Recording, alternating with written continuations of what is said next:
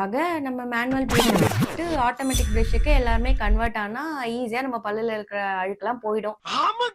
திரும்ப அதுக்கப்புறம் நம்ம எந்த ஒரு டென்டல் ப்ரொசீஜரும் செய்ய தேவையில்ல. நம்ம பல்லு எல்லாமே ஆட்டோமேட்டிக்கா கிளீன் ஆயிடும். கரெக்ட்டா? அப்போ நம்ம மேனுவல் பிரஷ் யூஸ் பண்ணலாமா? ஆட்டோமேட்டிக் பிரஷ் யூஸ் பண்ணலாமா? தெரிஞ்சுக்கலாமா? Hi, I am doctor Balavaishnavi. நான் எப்பவும் என்னோட வீடியோஸ்ல சொல்லிட்டே இருப்பேன். உங்களோட பேஸ்ட்ங்கிறது ஒரு 20% தான் உங்க பல்ல கிளீனா வச்சுக்க, சொத்த வராம இருக்கிறதுக்கு ஹெல்ப் பண்ணும்.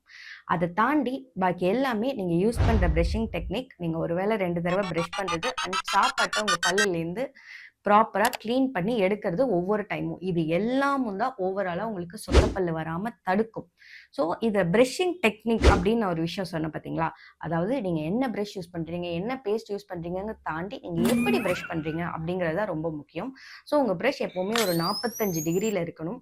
அண்ட் நீங்க வெறும் ஹரிசாண்டலா இப்படி கரகரன்னு தேய்க்கிறது, இல்ல வெர்டிகலா தேய்க்கிறது அப்படி இருக்கக்கூடாது. சர்க்குலர் மோஷன்ல ப்ராப்பரா டைம் குடுத்து உள்ள, வெளிய கம் லைன் சொல்லுவோம். நம்ம பல்லுக்கும் ஈரும் சேர்ற இடத்துல ஒரு சின்ன கேப் இருக்கும். அதுதான் கம் லைன். மெயினா எல்லா அழுக்கும் போய் படியும். அந்த இடத்த ப்ராப்பரா நீங்க ஒரு 2 நிமிஷம் டைம் கொடுத்து கிளீன் பண்ணணும்.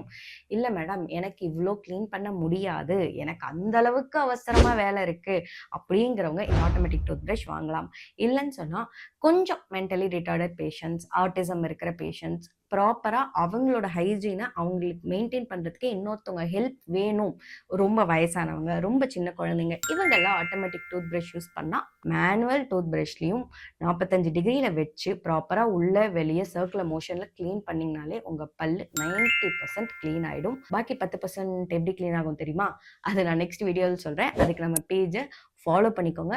உங்களுக்கு பல்லு விளக்குறதுலயும் சரி, எந்த பேஸ்ட் யூஸ் பண்ணணும் சரி, எந்த பிரஷ் யூஸ் பண்ணணுங்கிறதுலயும் சரி, ஏதாவது டவுட் இருந்துச்சுன்னா எங்களுக்கு மெசேஜ் பண்ணி அந்த டவுட்ட ஃப்ரீயா கிளியர் பண்ணிக்கோங்க.